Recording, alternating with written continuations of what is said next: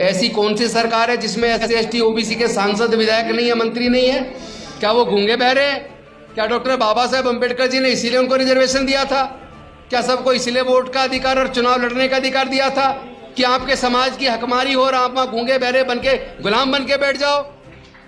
भाई एक बात बताओ, एक समय हम लोग पढ़ते थे, एक महाकाव्य था महाभारत, उसके अंदर पांडवों ने द्रौपदी को दांव पे लगा दिया, और एक आज ऐसी सरकार है जो सत्ता पाने के लिए जिसने राम को दांव पे लगा दिया। वो राम को दांव पे लगा सकते हैं, आप अपने अहंकार को खत्म नहीं कर सकते। SC ST OBC के लोग एकजुट नहीं हो सकते, हकमारी करने वाले लोगों को ठिकाने नहीं लगा सकते। संविधान बचाने की बजाय मनुस्मृति से संविधान लागू करने वालों को ताकत दे रहे हो, शर्म नहीं आती तुम्हें?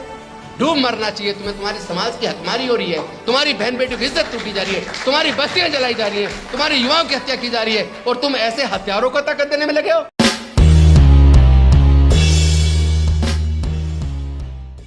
दुनिया को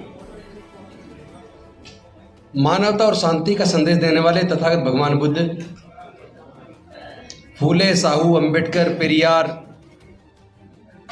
सहित समाज के सभी महापुरुषों के चरणों में कोटि कोटि नमन करते हुए सबसे पहले तो मैं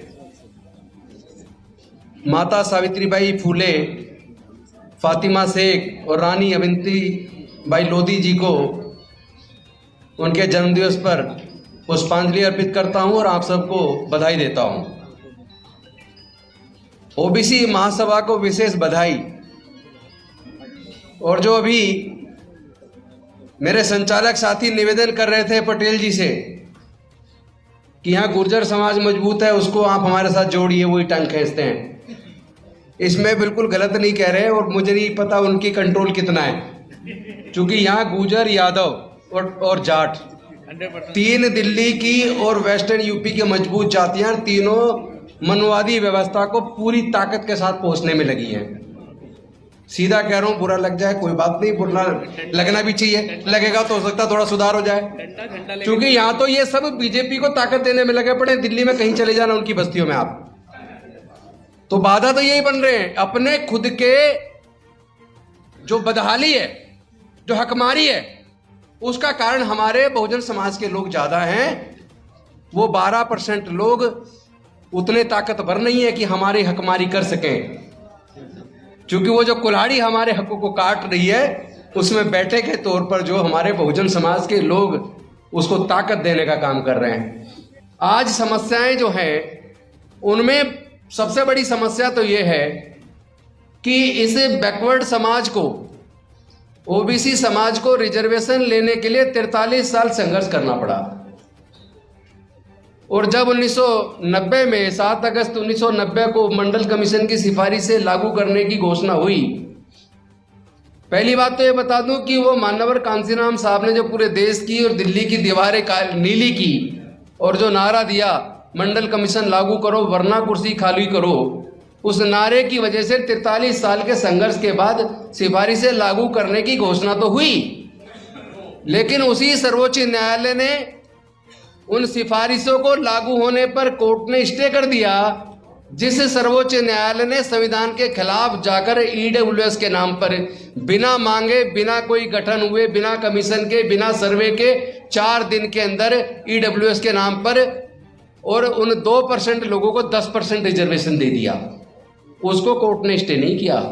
तो जो कोर्ट हमारे लोगों को न्याय नहीं दे सकती, उस कोर्ट पे भरोसा कैसे करें? एक तो ये सवाल है। दूसरा सवाल ये है, 49.5% रिजर्वेशन SC ST OBC तीनों को मिलाकर, जिसकी जनसंख्या कम से कम 85 से 88% के बीच है, उसके लिए तो दिया जा रहा है 49.5% पेपर पे, और जिसकी जनसंख्या 12% है उसको पेपर पे दिया जा रहा है 50.5%। लेकिन प्रैक्टिकल सच्चाई क्या है? प्रैक्टिकल सच्चाई ये है कि वो जो 12% है जनसंख्या में, जिसके लिए पेपर पे 50.5% रिजर्वेशन दे रखा है, उनको वैकेंसी जब निकलती हैं उनको दिया जा रहा है 72%।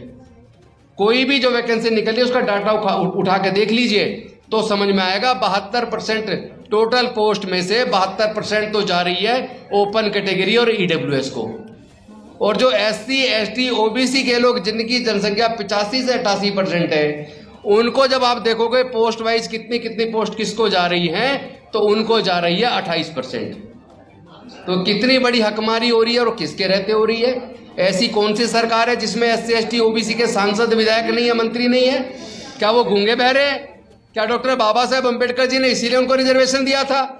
क्या सबको इसलिए वोट का अधिकार और चुनाव लड़ने का अधिकार दिया था कि आपके समाज की हकमारी हो और आप वहां गूंगे बहरे बन के गुलाम बन के बैठ जाओ? लड़ाई तो लड़नी पड़ेगी, हमें दुश्मन को पहचानना पड़ेगा कि हमारा दुश्मन हकीकत में है कौन। हमें ऐसे लोगों को और ऐसे पार्टियों को और ऐसे नेताओं को पहचानना पड़ेगा कि बहुजन समाज की हकमारी कौन कर रहा है और हकमारी करने में उनका सहयोग कौन दे रहा है। अब मुझे एक सवाल मैं आप सबसे पूछना चाहता हूं, जहां तक महिला आरक्षण की बात हो रही है, अगर जाति की जनगणना नहीं होगी, सेंसस नहीं होगी, उसका डाटा नहीं होगा कि ओबीसी की जनसंख्या कितनी है, तो फिर उस महिला रिजर्वेशन के अंदर ओबीसी को रिजर्वेशन कैसे देंगे? तो जो पार्टियां जातिगत जनगणना करवाने के लिए खुल के सामने आने को तैयार नहीं है, ऐसी पार्टियों को हमारे समाज के लोग वोट क्यों देते हैं? ये सवाल समाज के लोगों से पूछना पड़ेगा। उन्हें समझाएगा कौन? भाई एक बात बताओ, एक समय हम लोग पढ़ते थे, एक महाकाव्य था महाभारत, उसके अंदर पांडवों ने द्रौपदी को दांव पे लगा दिया, और एक आज ऐसी सरकार है जो सत्ता पाने के लिए जिसने राम को दांव पे लगा दिया। वो राम को दांव पे लगा सकते हैं, आप अपने अहंकार को खत्म नहीं कर सकते। एससी एसटी ओबीसी के लोग एकजुट नहीं हो सकते, हकमारी करने वाले लोगों को ठिकाने नहीं लगा सकते। संविधान बचाने की बजाय मनुस्मृति से संविधान लागू करने वालों को ताकत दे रहे हो, शर्म नहीं आती तुम्हें? डूब मरना चाहिए तुम्हें। तुम्हारे समाज की हकमारी हो रही है, तुम्हारी बहन बेटियों की इज्जत टूटी जा रही है, तुम्हारी बस्तियां जलाई जा रही है, तुम्हारे युवाओं की हत्या की जा रही है, और तुम ऐसे हथियारों को ताकत देने में लगे हो। नफरत पैदा करने वाले, देश के अंदर जाति धर्म के नाम पर उन्माद पैदा करने वाले पूरे देश पे हावी हो गए। पूरे देश का मीडिया पूरा बिक गया है, पूरा का पूरा गुलामी स्वीकार कर ली है। मैं आप सबसे पूछना चाहता हूं बहुजन समाज के लोगों से, क्योंकि जब बहुजन समाज की बात होती है, जब बैकवर्ड क्लास की बात होती है, उसका मतलब कि अति पिछड़ा वर्ग नहीं है, उसका मतलब है एससी एसटी ओबीसी, पिछड़े वर्ग का मतलब। और अगर मैं पिछड़े लोगों की बात करूं तो माइनॉरिटीज के अंदर, मुस्लिम के अंदर 90% ओबीसी है, 90% शूद्र है। क्रिश्चियनिटी के अंदर 99.9% शूद्र है। सिखों के अंदर 70% से ज्यादा शूद्र है। उस सबको भी जोड़ लो, और उस सबको जोड़ने के बाद एक बहुजन समाज बनता है। बस एक बात कहूंगा, ये समय की मांग है, हमें यूनिटी की जरूरत है। और अगर वो राम को सत्ता पाने के लिए दांव पर लगा सकते हैं, क्या आप अपने अहंकार को मार के एससी एसटी ओबीसी माइनॉरिटी के लोग क्या एकजुट नहीं हो सकते? क्या हमारे समाज के नेता अपने अहंकार को छोड़ के क्या एकजुट नहीं हो सकते?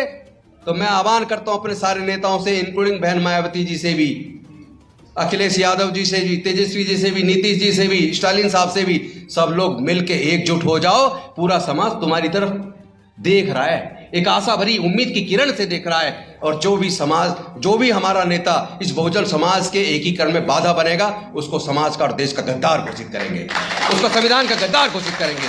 संविधान बचाना है, मनुस्मृति को किसी भी कीमत पर वापस हम नहीं आने देंगे। और इसमें अगर एक और चीज बाधा बनती है, वो है ईवीएम।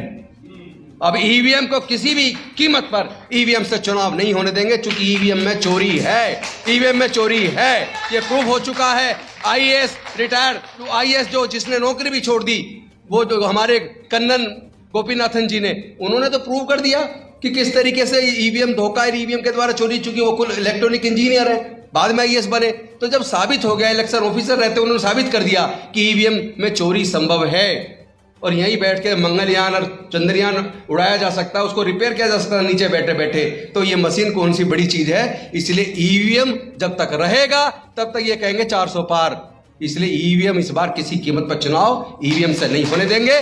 बैलेट पेपर को वापस लाना होगा, देश के संविधान को बचाना होगा, तभी हम देश के लोकतंत्र को बचा पाएंगे, और तभी बहुजन समाज की इस हकमारी को हम रोक पाएंगे। चूंकि हकमारी तब तक चलती रहेगी जब तक आप इनसे मांगते रहोगे। अरे जो छीनने वाला उससे हाथ जोड़ के मांग रहे हो, ये दे दो वो दे दो, हुक्मरान बनो और अपने आप दे दो।